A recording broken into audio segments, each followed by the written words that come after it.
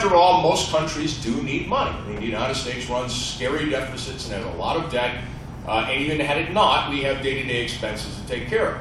And it seems to me far more sensible to tax bads than to tax goods. And pollution and fossil fuel consumption is a bad.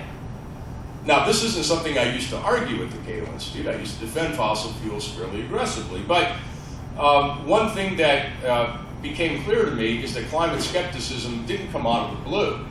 These same analysts, these same scientists that I dealt with, have been and still are in the business, if they ever find time to do it, because climate skepticism is a 24/7 job, of arguing that conventional pollutants aren't a big deal either. Smog's not that bad. Particulate matter is just a commie scare story. I mean, seriously, if you press these very same scientists, very same organizations, you find the very same denialist narratives about the environmental consequences of industrial activity. So one of the reasons why I've changed on this is the due diligence I engaged in finally, belatedly, on climate, was also engaged in some of these other matters as well. And no, not all the narratives fall apart that I used to embrace, but most of them still do.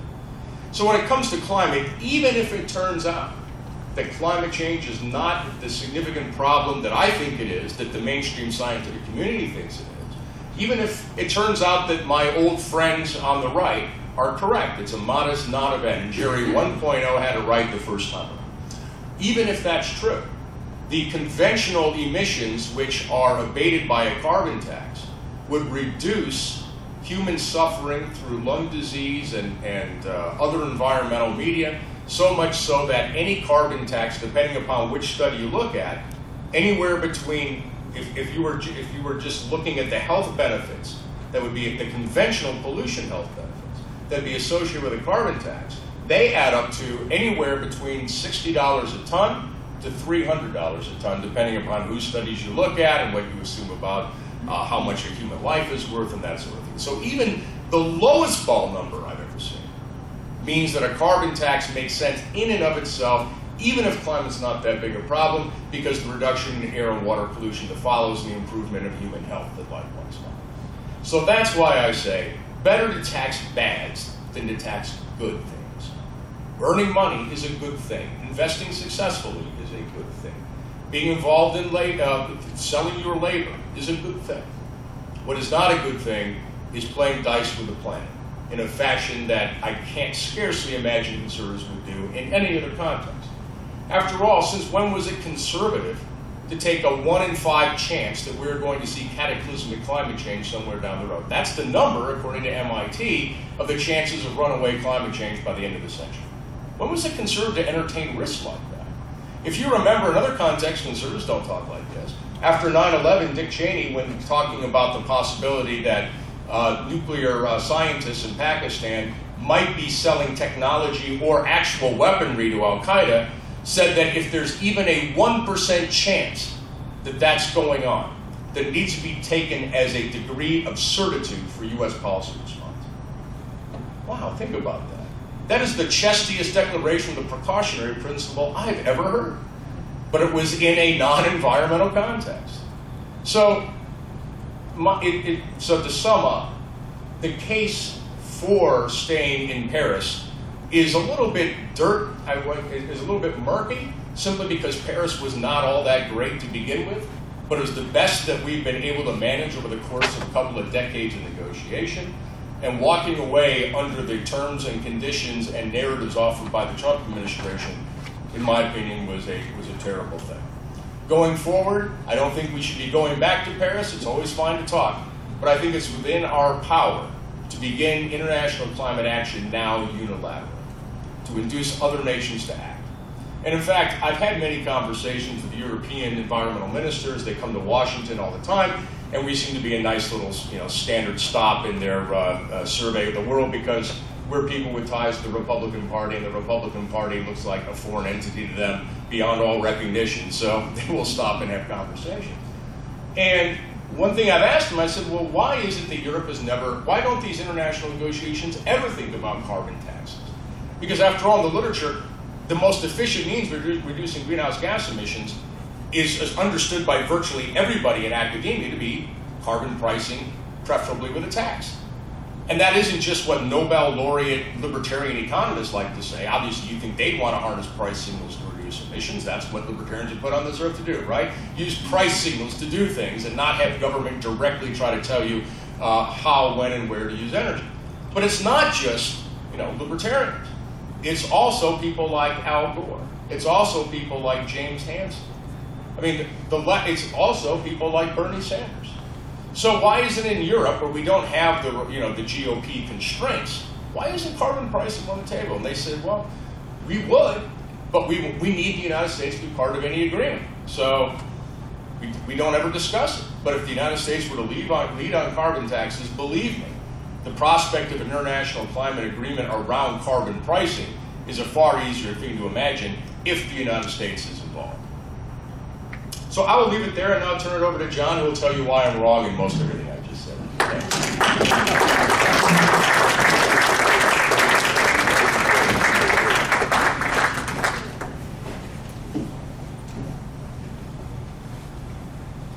I'm not going to say you're wrong in everything, Jerry. Just a few things. It's a pleasure. It's a pleasure to be here, to come down the road and talk at Hiram College.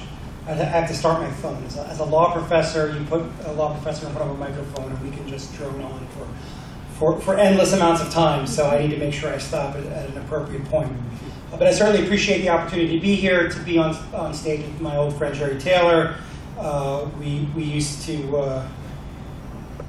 all sorts of things together when we were both younger policy wonks in D.C. What I want to briefly lay out in the next 25 minutes or so is why I don't think we should mourn the United States withdrawal from the Paris Treaty. In fact, to suggest that if we're serious about climate change as a major policy challenge that not only faces the United States but the entire world, we should hope that less attention gets paid to international agreements of any sort, and more attention gets paid to the sorts of practical things that actually could make achieving the goal of atmospheric stabilization of greenhouse gases a possibility.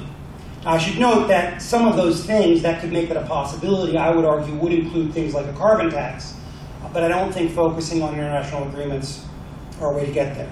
So let me explain why I believe these things. Well, first, as Jerry noted, it's true the Paris Agreement isn't binding. It's not particularly consequential.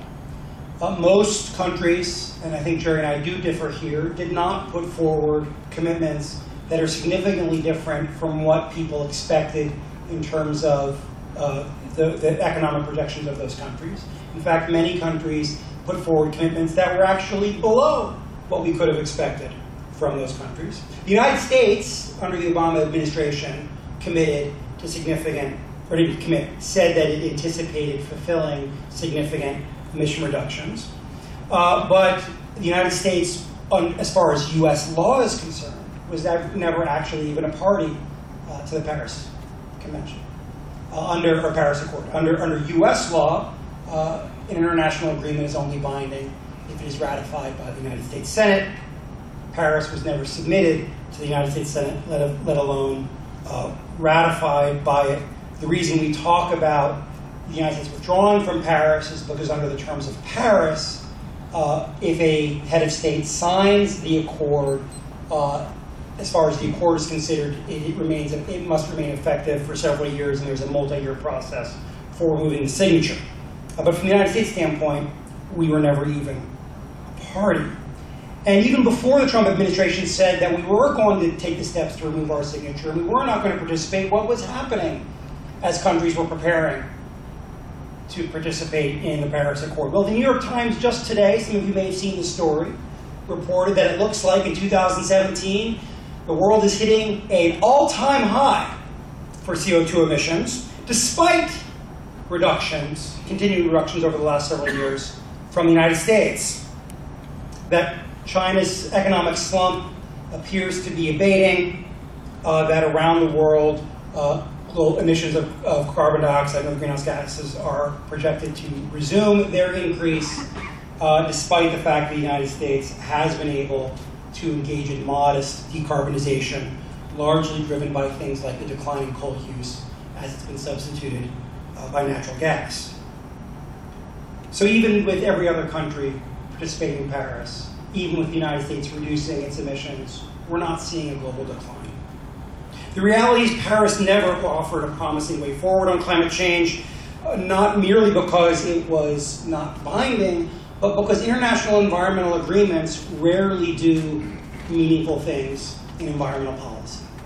We have some exceptions. They're usually bilateral or regional agreements, typically involving transboundary resources, conventions about how to deal with rivers that countries share, things of that sort. But in terms of global environmental problems, it's hard to find many environmental treaties that do much good. The one example that's pointed out, the Montreal Protocol, I'll talk about in a minute, that's an example that in many respects is either sui generis, a unique example, or an example that if we take seriously explains why our attention today should not be on international agreements, but on the sorts of things that can lead to the sort of transition we want to be possible. International environmental agreements often give governments, ambassadors, and officials reasons to pat themselves on the back, reasons to say they are making progress on an issue. But when we look at what happens on the ground, we find relatively few such agreements that do anything meaningful, and we find quite a few that actually do positive harm. Treaties that are supposed to help protect endangered species that actually make it harder for countries to adopt the sorts of measures that allow for sustainable use. Treaties that say they're about biodiversity, they make it harder for countries and create incentives for countries to eschew the technologies that could maximize the amount of the world's landscape that can be devoted to biodiversity conservation. There's no reason to believe that an international agreement designed to control or lower the emissions of a ubiquitous byproduct of modern industrial society. And that's what carbon dioxide is. The most ubiquitous byproduct of human activity we've ever encountered. No reason to believe that that sort of agreement is the way to reduce emissions, let alone the way to meet the ultimate goal, which is atmospheric stabilization. And that's an important point to keep in mind. Reducing our emissions 10%, 20%, 30%, it's nice, would produce some health gains in terms of if those emission reductions occur in ways that also reduce things like ozone precursors or particulate matter. But from the standpoint of averting potentially catastrophic climate change, what matters is the overall concentration in the atmosphere. And just like you can't prevent a bathtub from overflowing merely by turning the water down a little bit, but unless until we get to a point where the amount of carbon we're putting into the atmosphere is less than the atmosphere's absorptive capacity, we're going to keep increasing the overall levels of greenhouse gases in the atmosphere and perhaps slowing the date of climate reckoning, but not avoiding it altogether. And typically in climate change policy, we don't really confront what this actually would mean. What it actually would mean to have the sort of emissions reductions that necessary to stabilize atmospheric concentrations. So to help illustrate what that would be, let's talk about what it would mean to achieve a more modest goal. The Obama administration embraced the goal of 80% emission reductions by the year 2050, having our emissions be 80% below what they were in 2005 by the year 2050. Now this is less than what would be required, not just in the US, but globally to get atmospheric stabilization, but most analysts think it's the level of reductions, the trajectory we need to be on to make overall stabilization possible. So what does that look like? Well, that means aggregate US emissions need to be somewhere about where they were in 1910. But let me tell you a couple things about 1910. The population of the United States was under 100 million. It was about 92 million. Per capita income was the equivalent of about $6,200. In 2050, the US population is likely to be somewhere in the neighborhood of 400 million. The per capita, emissions that you would need in 2050 to meet this goal would be 75% lower than what they were in 1910. Now, things start to get fuzzy because we didn't have the Energy Information Administration. We're trying to recreate what emission profiles looked like historically. But this would be about 2.4 tons per year of carbon emissions. This is about what we think the average American was responsible for during Reconstruction. This is far lower than what we see in countries that have far greater contributions from hydropower or nuclear power than the United States. It's about the per capita emissions profile of a country like Grenada or Botswana. Now that doesn't mean it's impossible. We've seen major transformations of this sort before. We haven't seen them driven by conscious government policy. We haven't seen them driven by regulations. We haven't seen them driven by international agreements. What sort of transformations am I talking about? Well, I have my cell phone here, that, again, my timekeeper, so I don't drone on too long. What we've seen this sort of transformation, and it relates to this.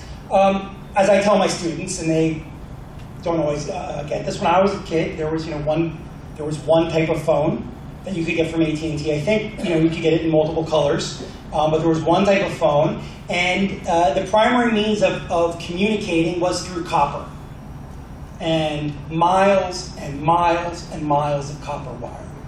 If I brought my slide deck tonight, I'd show you a picture of what a copper mine looks like, and I'd talk to you a little bit about the environmental impact of digging up all of the ore necessary to produce those miles and miles of copper, and then talk about all the emissions that come from the smelting plants to process the ore, all the emissions that come from transporting this very, very heavy substance all around the world so that we can talk about it.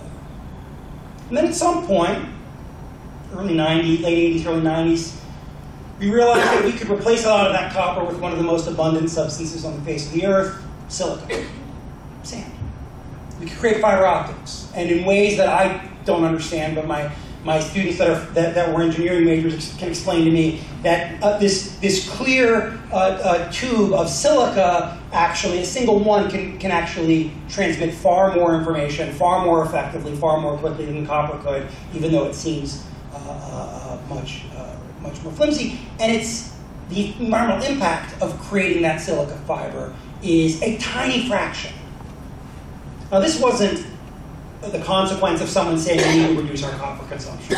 It wasn't a consequence of someone saying we need to reduce our emissions from copper production. It was from someone saying, hey, it's expensive to dig stuff out of the ground. It's expensive to build these smelting facilities. It's expensive to transport this copper. And yes, in some cases, it's expensive to comply with the environmental regulations that are imposed on all these activities. If we could figure out a way to do it cheaper and more efficiently, we could make a lot of money. So it turns out you'd also have tremendous environmental benefits. Today, for a lot of it, we're not even using silica, right? We're using spectrum. The resource used, the environmental consequences of replacing copper with fiber optics, and then replacing fiber optics in many situations with bandwidth, with spectrum, have been tremendous. So we have examples in our history of this sort of dematerialization and dramatic technological change that we need in the energy sector. What we don't have nearly as good experience with is the sorts of regulatory policies that can make that sort of thing possible. And it's something we really need to do, because I told you a little bit about what it would be like for the United States merely to meet the 80% reduction by 2050 our target. But the reality is, around the world, we need to be reducing emissions as well, and we need to take into account the fact that, for example, there are over 1 billion people around the world that currently don't have access to electricity. And I would argue it's not humane or otherwise good policy to say we're going to stabilize atmospheric concentrations of carbon dioxide by simply telling that 1 billion plus people, yeah, electricity's nice, we enjoy it, but too bad you can't have it. Stabilization of atmospheric concentrations requires the ability to produce more energy than we produce now in a radically less carbon-intensive way. And it requires, at the very least, an increase in renewable or carbon-free energy as a percentage of the overall energy mix of about 1% linear increase per year. So if it's, I think it's 16% right now of the world's 84% of the world's energy production right now comes from fossil fuels of one sort or another. That 16% that comes from carbon-free or renewable sources needs to increase by 1% a year, and next year it needs to be 17%. The following year it needs to be 18%. If we stay on that sort of trajectory, we can get to where we need to be by century's end to stabilize atmospheric concentrations, and as well as be able to provide for greater access to energy for many of the people in the world that don't currently have it. But we're not doing that. From 2015 to 2016, globally, the percent that came from renewable and carbon energy sources only went up 0.5%, largely because of increases in the United States. The EU actually went a little backwards. And we know from the latest data in terms of looking at coal mining activity around the world that coal production is actually up. Whether or not that's a result of mere broader economic factors and something that will continue in future years, I certainly hope not. But the reality is what we're doing now, what most countries in the world are doing now, under the assumption that they're doing it consistent with Paris, is nowhere near what we need. Now at this point when I say, talk about how terrible international treaties are, someone often says, well, what about the Montreal Protocol? Here's an example of an international environmental agreement that seems to have worked. Anyone know what the Montreal Protocol is? You know all these, you should get you up here. Montreal Protocol was aimed at reducing the amount of CFCs in the atmosphere to restore ozone levels. Yes, so it turns out that there are these really cool compounds called chlorofluorocarbons. And they're really cool because they're really efficient at doing various sorts of things. In particular, they're a very efficient coolant. They also can be used for dry cleaning and things like that, although that was never, thankfully, they were never widely used for that purpose. And they are often safer and, at least in terms of human exposure, less toxic than a lot of the other alternatives. They have this problem, though, which is they get released and they make their way up into the upper atmosphere, and they contribute to reactions in the atmosphere which lead to the depletion of the ozone layer. And that matters because the ozone layer helps shield us from excessive levels of UVB radiation. And in the 1980s, scientists warned that if we don't do something about these CFCs, ozone thinning could occur at levels that could both increase skin cancer rates in many parts of the northern hemisphere, as well as lead to ecological impacts that would be potentially dangerous. And the Montreal Protocol was an international agreement to, over time, phase out the use of CFCs, and has since been used to phase out the use of some CFC substitutes as well. And by most accounts, it's been pretty effective. The CFC phase out did occur, and controls have also been placed on other compounds that can have similar effects in the upper atmosphere. And on top of that, the phase out was even done in a way that I think many of us would think is more equitable. That is to say, wealthier, more industrialized nations that had been using lots of CFCs for a long time phased out more aggressively and more rapidly than less developed countries that hadn't yet been able to reap the benefits of cheaper refrigeration. And indeed, countries like the United States even helped compensate some of those countries for the foregone opportunities of not being able to use this very cheap and efficient refrigerant. So why isn't that an example for an international climate agreement? I think it's a totally reasonable question. There are a bunch of reasons. First, for starters, we're talking about a relatively niche product. We're talking about a specific, complicated chemical that's produced for specific purposes by a handful of producers for a handful of purposes. We're not talking about a ubiquitous byproduct of the combustion of fuel sources. Most greenhouse gases, most of the time, are produced by accident or just as a consequence of something else productive we're trying to do. CFCs were produced to achieve a particular goal. It also turned out, and this is what is one of the really interesting things about the CFC phase-out, is that the United States, which was the most important country for the Montreal Protocol, wasn't willing to agree to the CFC phase-out until the United States was sure that there were ready substitutes on hand that were reasonably economical. More conspiratorial among you can even go look at the dates at which patents for various substitutes were actually filed and find that the dates seem to line up quite nice with the changes in the United States policy position.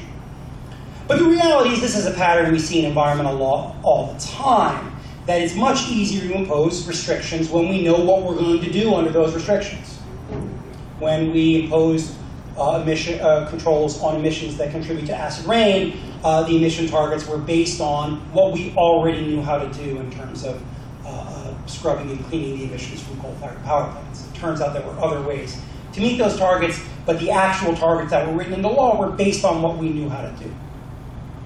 Most of the time when we've adopted aspirational targets, they have tended to not work out very well. My favorite example is the initial efforts by California to mandate the sale and use of electric vehicles several decades ago, mandates that had to be rolled back repeatedly because the technical performance of the vehicles in question couldn't meet the demands that consumers had placed on them.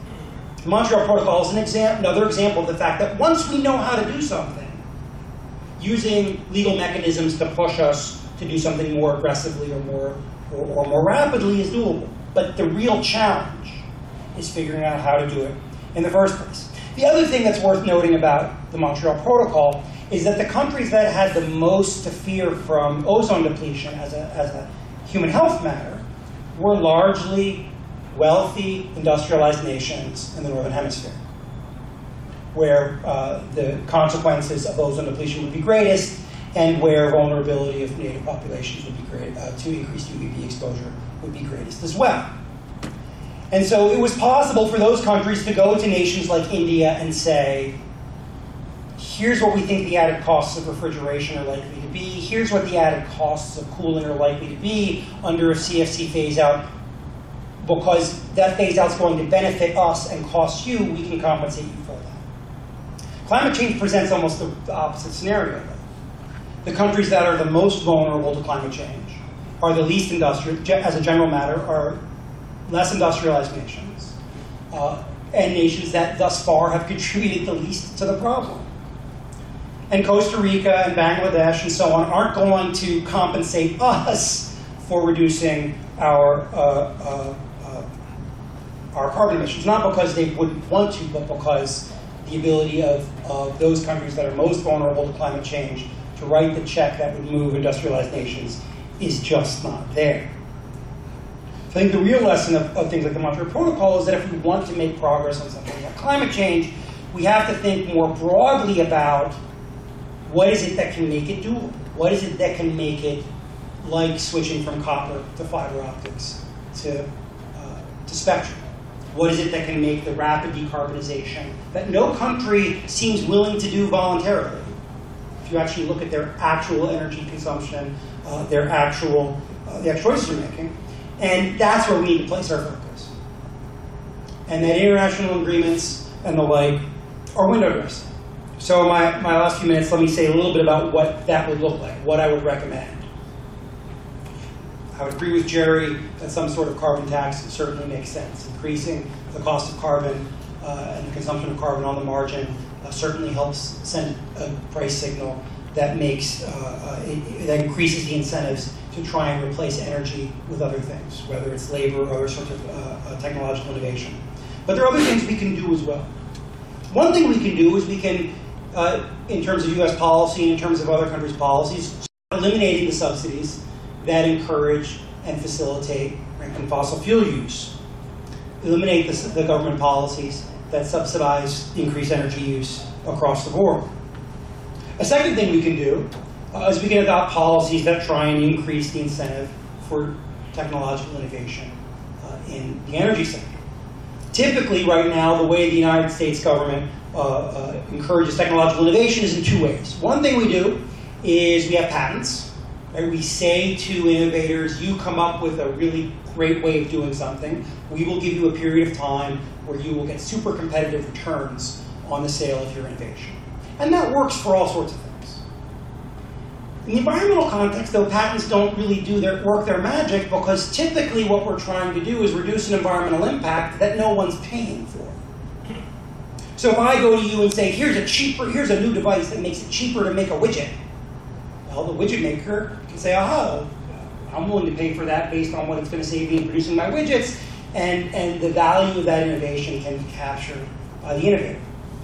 But if I go to the widget maker and say, here's a way you'll emit less carbon in the air, widget maker will look at me and go, oh.